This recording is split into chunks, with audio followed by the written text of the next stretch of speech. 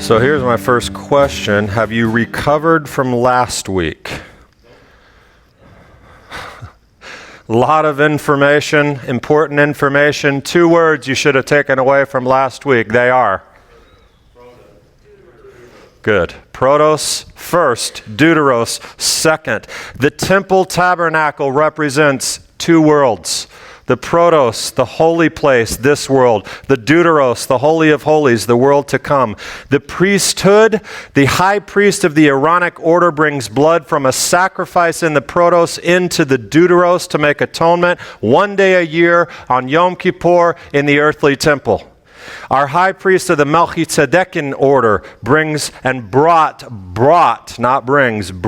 blood from a sacrifice in the protos into the deuteros to make atonement once for all time. Hebrews 9:12. But he, having offered one sacrifice for sins all time, and there he sits waiting, and we sit here waiting as well, because the protos, this world, still stands.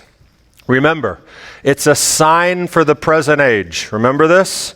So for now, Hebrews, quoting Psalm 110, tells us in verse 9 and 12, he sat down at the right hand of God, waiting from that time onward until his enemies be made a footstool for his feet. And so, just as the people in the temple, when the high priest went in on Yom Kippur, just as they sat anxiously awaiting his return from the Holy of Holies, he went in to offer. They sat waiting for his return with anxiousness. So we sit waiting for our high priest to come out of the deuteros and come and get us and offer and present to us this beauty that's coming. That is 47 minutes of last week's message in 2 minutes. You got it? Excellent. Well, here comes another very important one. And long. So, maybe some of the most challenging, but I'm going to need your patience. I'm going to need your attention. And if you're listening online to this sermon right now, this teaching, you must commit to listening to it all the way through. Because if you stop in the middle, you're going to get way off. So here we go. Our message today, our teaching is called this: the sacrificed lamb. I'm thinking back to a song by hippie Messianic Jewish band Lamb, Joel Chernoff, with this voice: the sacrificed lamb has been slain, his blood on the altar is laid. Anyone know that song? That's how it sounds, and that's probably why you don't want to know it. Just kidding, Joel, I love you. We are going to work on, and have been, and this is what I realized as I was preparing this week's teaching. What we've been doing this entire time is correcting assumptions. Anyone know the famous phrase about assumptions and what happens when you assume something? Right? Because we're in holy space, when you assume something, you make a Balaam's companion out of you and me.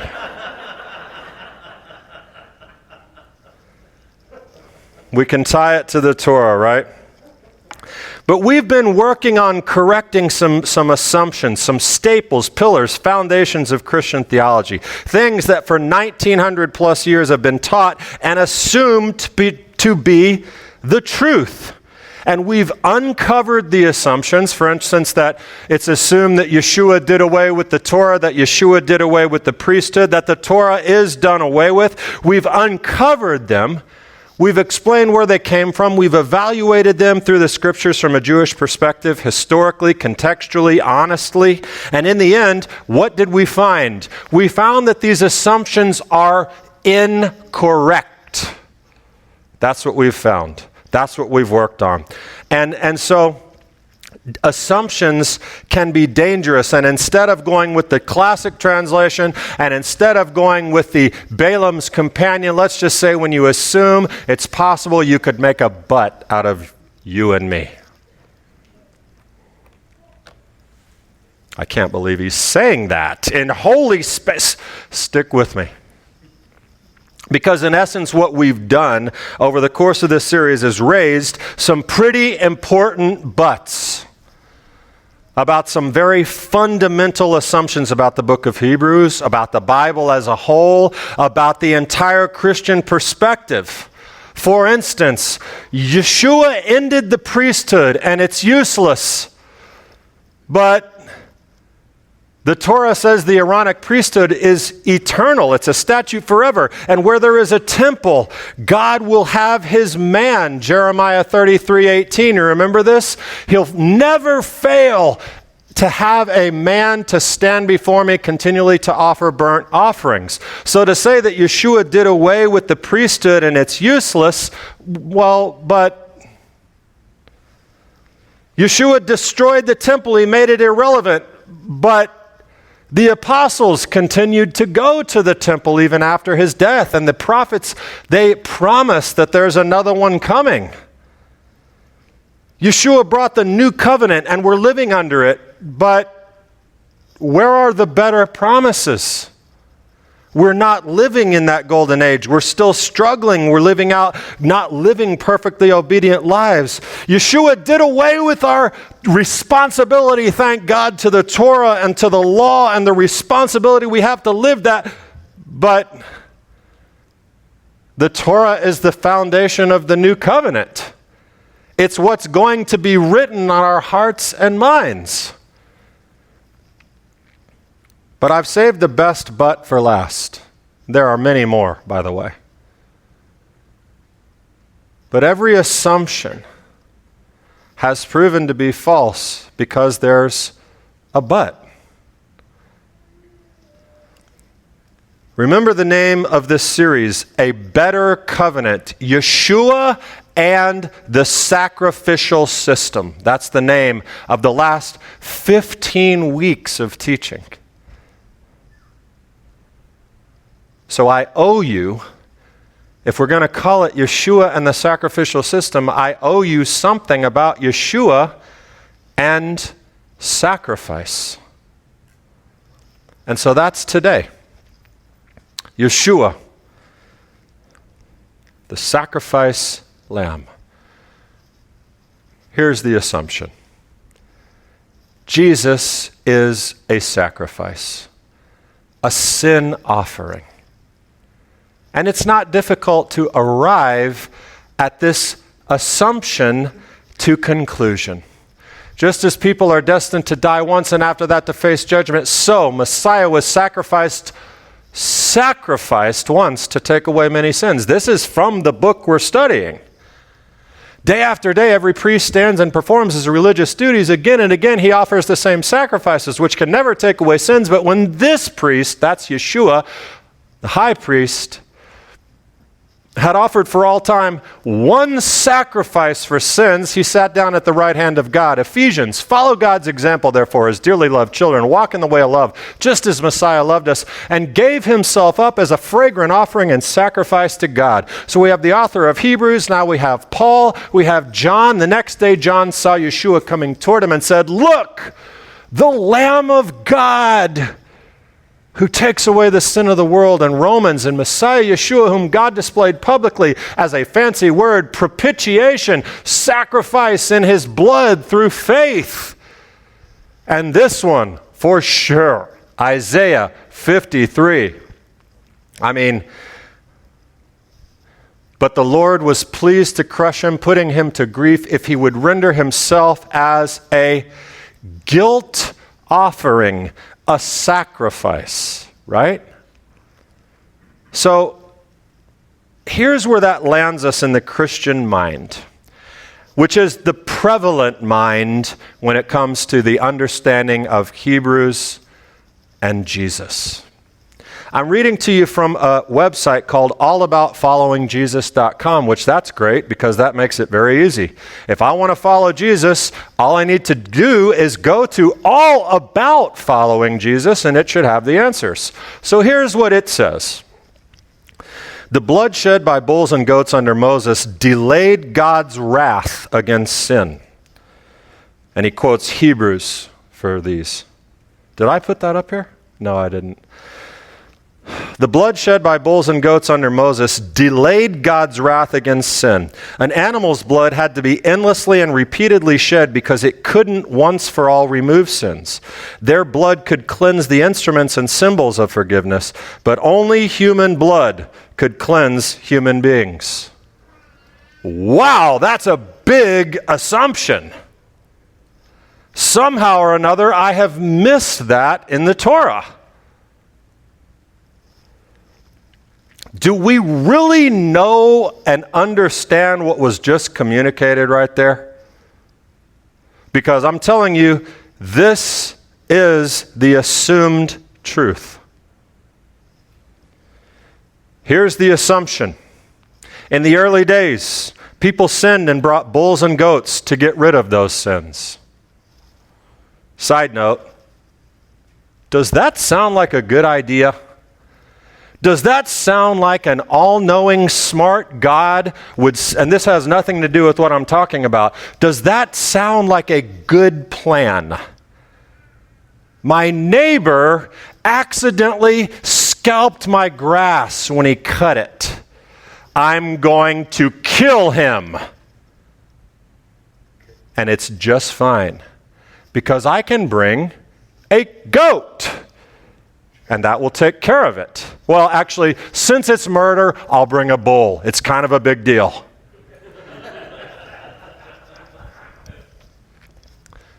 That system makes no sense. Can you imagine how far we could run with this idea? Adultery, murder, theft. I'll just bring a bull or a goat. It's going to be fine. First assumption. In the early days, people sinned and brought bulls and goats to get rid of those sins. Bulls and goats, to quote All About Following Jesus, delayed God's wrath by taking away sin. Big assumption. Incorrect assumption based on the scriptures. Why? Because Hebrews tells us it is impossible for the blood of bulls and goats to take away sins. That assumption is incorrect. Bulls and goats delayed God's wrath by taking away sin, but didn't we learn that sacrifices were for reconnecting us to God when we became ritually impure or defiled? And Hebrews tells us that it is impossible for them to take away our intentional sins. But humor me. So let's go with this. The bulls and goats took away sins so God didn't destroy us. Now back to our early session in the series. It's as if what that says is God is yearning for blood. Somebody must die. And so if a bull gets slaughtered and blood gets splattered everywhere, the angry, bloodthirsty God is satisfied and it's all good. There's a fancy name for this that is called penal substitutionary atonement. Quoting pastor or professor of New Testament, Greg Carey, who explains penal substitutionary atonement. It requires that someone must get hurt, and badly, in order that mortals may escape God's righteous wrath. Now Jesus, in this scenario, has shown up as the Lamb of God, the sacrifice, to do that, to get hurt badly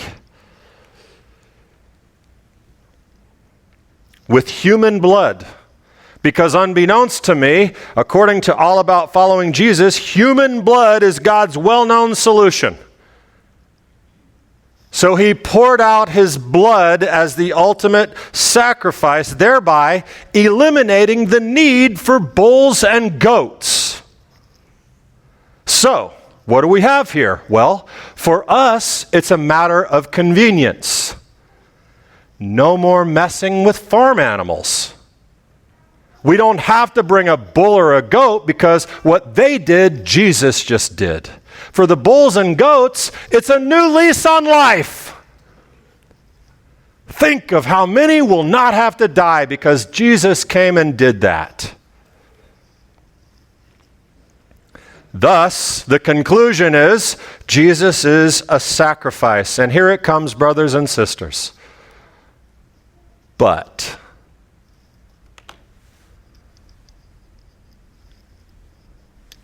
is that assumption correct?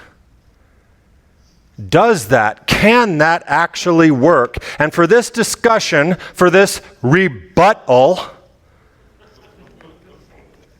I will put you in the awkward position of explaining yourself to an anti-missionary, to a traditional Jew, to an atheist, to a critic of the Bible. I will put you in the position of explaining how that is consistent with the God who loves us. And furthermore, how and where it is justified in the Torah that God demands a human sacrifice that we may go to heaven. Because here's the challenge. The objections I'm about to show you are all true and all valid. And if you don't know these things, you are toast. When an anti-missionary, critic, somebody comes to you and says, do you realize what you're saying? But you see, you would never even think about what you're saying because it's so fundamentally foundational to Christian thought. You wouldn't think twice about what I've just put forth there. I'm not saying you, I'm saying you generally speaking. I hope after 15 weeks you would think a little differently.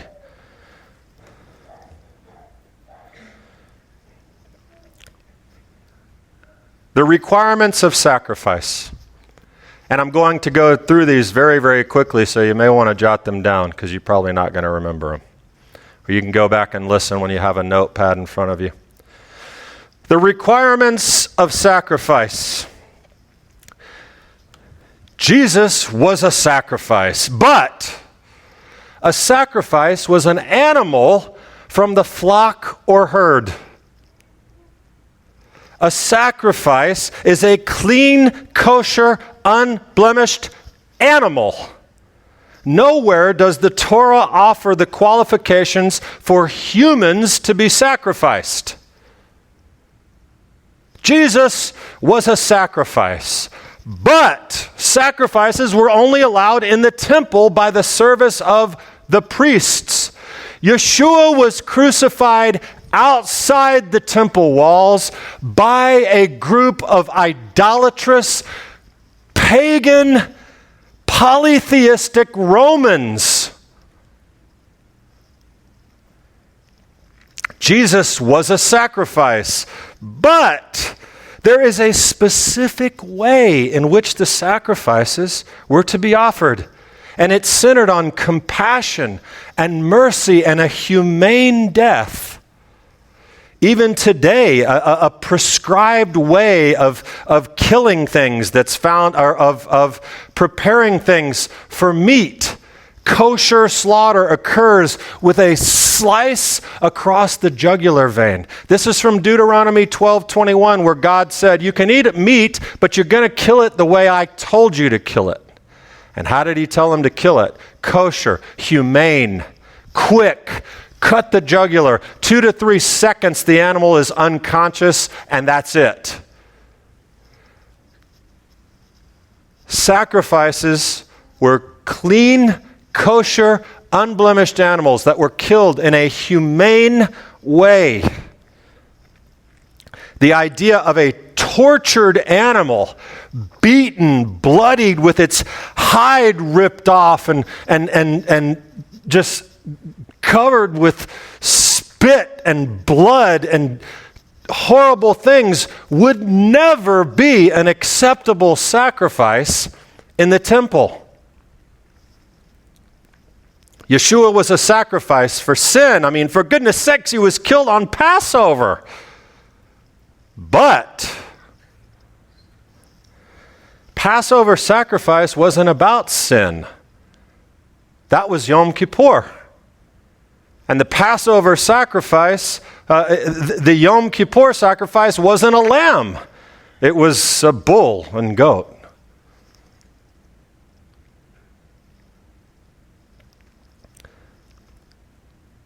Yeshua was a sacrifice, but Yeshua was a human being.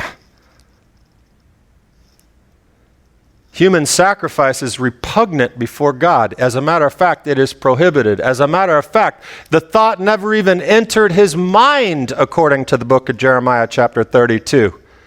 Never even entered my mind that you lost Israelites would sacrifice your children to Molech. I mean, the biggest thing God said was, listen, kill everybody in the land because their ways will pollute you. And what were their ways? One of them was sacrificing their children in human sacrifice. Now, somebody in the room or somebody listening is getting scared. Because, man, this sounds kind of heretical. Stay with me. If the temple on earth required such a strict sense of protocol, how much more would you say that the temple in heaven would require a strict protocol if we're bringing a sacrifice there?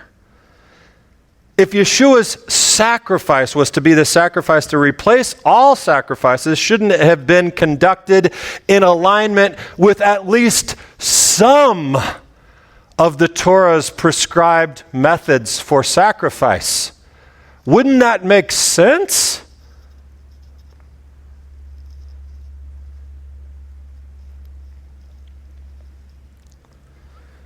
Is this assumption correct?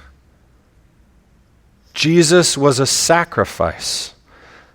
Unfortunately, some Christians have turned this one thing into a dogmatic system in which Jesus had to die in order to avert God's wrath.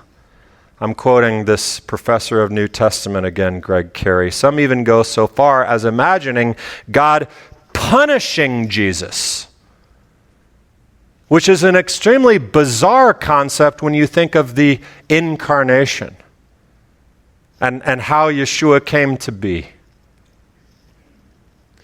Yeshua, though, here's the challenge, has to be a literal sacrifice if we're going to stick to the prevalent thinking on Hebrews. And that is that he destroyed the system. He has to equate to a bull or goat because he destroyed the system, the temple, the priesthood, the sacrifices, the Torah, all of it. In the Christian mind, he's got to literally be a sacrifice. And as all those scriptures I showed you, it's not hard to justify that assumption from the Bible, right? So we have this difficulty and challenge. I want you to hear me very, very clearly right now, because hearing this sermon out of the context of the rest of this series is dangerous to your spiritual health and to mine as the teacher. I understand that every person in this room, everyone everywhere who's hearing this, who is a believer in Yeshua, has been confronted with images of Yeshua dying. This graphic execution that took place over 6 hours and longer if you consider everything before, the night before. I realize that these images bring forth in us such a gut-wrenching pain that someone went through that for us. Someone very special. I realize that these emotions of pain and guilt and sadness and anger and tears that all surround this imagery of Jesus as sacrifice are very real for everyone in this room. I, as a matter of fact, went back and watched an old video that I watch periodically, actually. It's a YouTube video by the band Desperation Band singing Amaze. Lord, I'm amazed by you, how you love me. But the video is The Passion of the Christ, which is one of the most anti-Semitic films ever created. But nevertheless, The graphic, gruesome execution of Messiah Yeshua is portrayed there like never before. And so, as I was preparing this message to make certain that my context and my heart and everything is in the right place, I went back and watched that video, listened, sung, cried, wept, hurt, just angst. I get it. I am not diminishing Yeshua. Well, yes, you are. No, I'm going to put him in the role he needs to be in for you and everybody else. Wow, that's a bold statement. Well, that's what I was told to do. So hear me clearly. Jesus was not a sacrifice. In the literal, Levitical, biblical sense of the word, Jesus was not a sacrifice.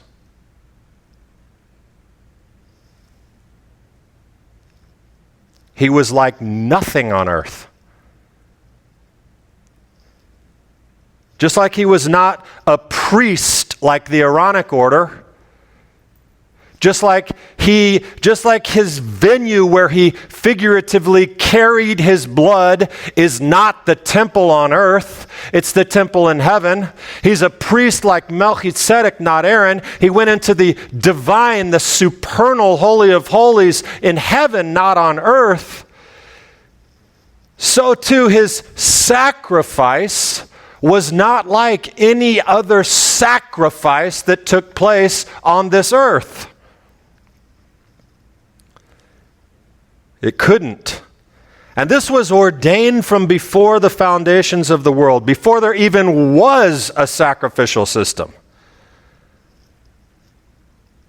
Because he's not like anything that's ever been before. But this has been and continues to be Christianity's challenge from the beginning. That is, separated from the Jewish context and understanding of the Bible, the sacrifices, and their purpose. You are left with searching out a meaning for this that ends up in this penal substitutionary atonement. Something must die, something must hurt badly in order that the angry God is pacified.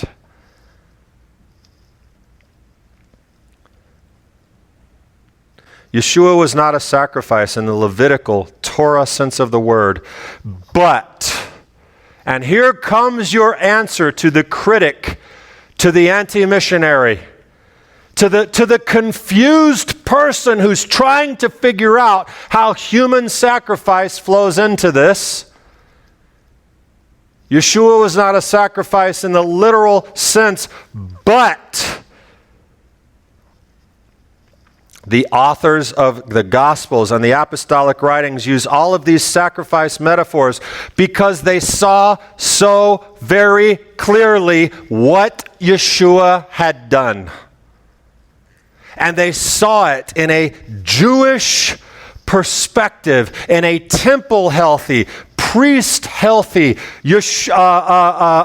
Hebrews healthy way. Do you know what a metaphor is, literally?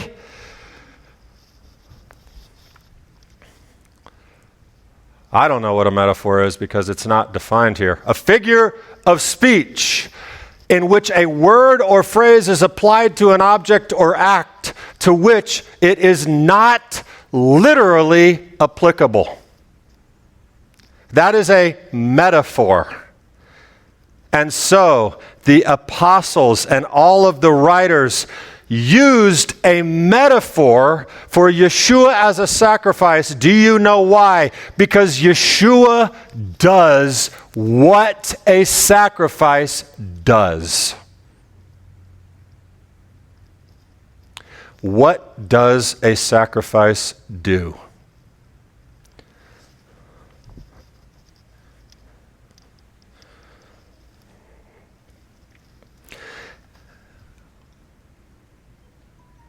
Hebrews author and the other authors of the New Testament have no need to try to show the futility of the temple or even of the bulls and goats or any of that. All that's said here is, day after day, every priest stands and performs his religious duties again and again. He offers the same sacrifice which can never take away sins. But when this priest had offered for all time one sacrifice for sin, he sat down at the right hand of God. And since that time he waits for his enemies to make a footstool. For by one sacrifice he has made perfect forever those who are being made holy. When he says to these people, it's impossible for the blood of bulls and goats to take away sins, it's as if he's saying, guys, come on. You know this. You know this. It's impossible for the blood of bulls and goats. We have a high priest of a divine order operating in a divine venue with a divine sacrifice that he himself has taken in on our behalf. His own blood, again, figuratively. Yeshua did not die on the cross, collect his blood, ascend to heaven, walk in with a bucket, and splash it all over heaven. It's a metaphor for the work of Yeshua in the supernal Holy of Holies, that he carried his blood in to do what sacrifices do. What do sacrifices do? I'm hoping after 15 weeks, you know what sacrifices do, what their intention was in God's mind, what their intention and purpose was in the Jewish mind, in the first century mind, and even still today. What do sacrifices do? You remember the word korban, an offering, a gift, from the word korav, which means to draw near. And you remember in the first couple of weeks when I was talking to you about sacrifices and this bloodthirsty, angry God, and how that penal substitutionary atonement thing, that the blood and bulls and goats, like it covered us up so that we didn't get struck by a lightning bolt. No. The blood of bulls and goats removed the ritual impurity. The blood of bulls and goats created us anew, in a sense, so that we could approach God in his holy space. Do you remember? We bring a korban. We're bringing like this so that God says, I missed you. Welcome back. Sacrifices are about connection. It's not about pacifying a bloodthirsty God. Only through Yeshua's korban, the sacrifice he brought into the deuteros, can we ever hope. For Messiah did not enter a holy place made with hands, a mere copy. That mere is added by the translators, by the way. That's why it's in italics. A copy of the true one, but into heaven itself, now to appear in the presence of God for us. In other words, he has gone ahead to restore the connection. Sacrifices are about connection, like the earthly sacrifices reconnected. Yeshua, like a sacrifice, made the ultimate connection for you and I. And it's not hard to see why the lamb metaphor arises repeatedly. Hear me again. The lamb metaphor. That is to say, comparing something to something that is not literally that thing. The lamb metaphor. It arises repeatedly to describe Yeshua. Why? Where is the most famous lamb encounter in the scriptures? Pesach. Great. What does that mean? What was Pesach about? Pesach had some elements. Blood, redemption from slavery, freedom, connection, relationship, restoration of relationship. In essence, it was from death to life. That's what Passover was about. Slaves living in misery, tortured, horrible, and God hears their cries, and by the blood, He saves them. And they go from being horribly mistreated slaves to free, redeemed from bondage. Man, does this sound familiar? I think Paul said something like this. As a matter of fact, Paul makes this Passover analogy all over the place. Why? I'm pretty sure Paul was sitting there one day and said, Passover. Yeshua is like the Pesach. He's brought us from death, certain death, into eternal life. That is to a relationship with God. And you remember what happened. They came from slavery through the waters to the other side, and then they went to Mount Sinai and they heard God speak and they received the Torah. Man, this kind of sounds like Yeshua, who brought us from death through the waters to life and ultimately to where? To receive the Torah written on our hearts as part of not the old covenant, but the new covenant. Oh my gosh, Paul said, I'm on to something. This is good. I'm going to write this down in some of these letters. It's not hard to see where the lamb metaphor came from. It's perfect. It fits.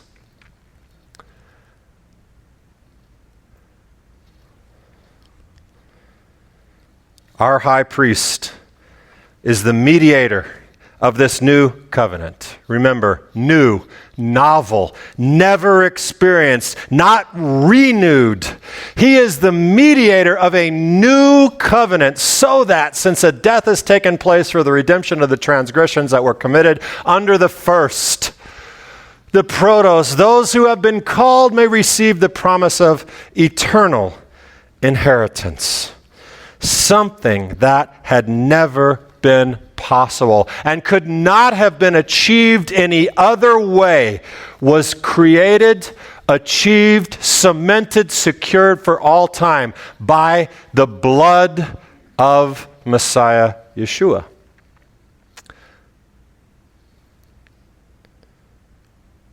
It has nothing to do, in the biggest sense, with the temple and the earthly service there. It's not an eradication of those concepts. It doesn't need to be. It's not that. And he doesn't literally need to be a Levitical sacrifice. And we don't need to think of him that way. What we think of him as, which is what the author of Hebrews is saying over and over and over and over again. He's not saying, Eric, I want you to just sit there and I want you to think about Yeshua having his back ripped off. And I want you to think about him bloody with nearly his guts hanging out. And I want you to think of that. And I want you to dwell on that. And I want you to think about it as he's sacrificed. He's like one of these sacrifices that you're watching in the temple.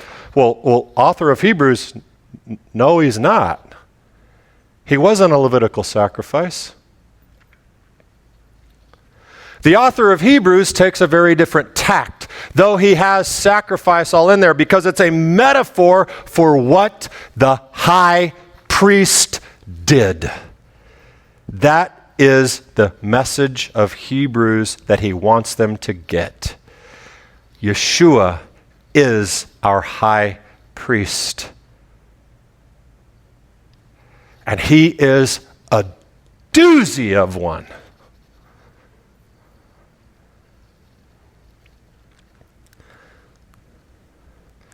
He was able to do what the blood of bulls and goats was never able to or would be able to do. That is to purify you from sins of conscience, which we need to understand, but not today. That is dead works. That is lawless deeds. Those will be removed. Now, here's where we end. Yeshua did sacrifice, and he suffered immensely more than anyone in this room could ever even begin to consider the suffering that he went through. Our correction of the assumption that Yeshua is a literal sacrifice, that's hard to deny. But harder to deny would be the fact that this man, and he was fully human, suffered immensely on our behalf. That is undeniable. He sacrificed, and we can never forget that. The perfectly righteous mediator, undeserving of death himself, and I'm sorry to tell you, much less undeserving of death for you or I.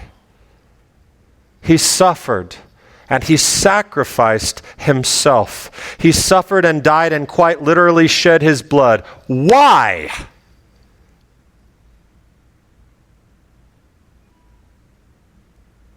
I want you to tell me why. Why did it have to be that way? If God is not about pain and revenge and suffering, and certainly he's not about human sacrifice, why? Why did it have to be this way? Why did he have to die? And answers about his sacrificial death and how it atones is our subject for next week. Offered to you, of course, from a Jewish perspective, which you will find to be water for your soul in terms of understanding. And quite appropriately, this message will be delivered to you on Shabbat Nachamu, the Shabbat of comfort, as we pass through these 3 weeks in this 9th of Av and return to Nachamu, Nachamu, Ahami Yomar Elohechem. Comfort, comfort my people, says the Lord. Amen. Shabbat Shalom. Please visit our website, shalommacon.org, to learn more about us, join our live services, access other teachings, sign up for our newsletter, join our private network that will connect you with our greater community from around the world, or contribute to the work of Shalom Macon. Thank you for watching, and we look forward to connecting with you.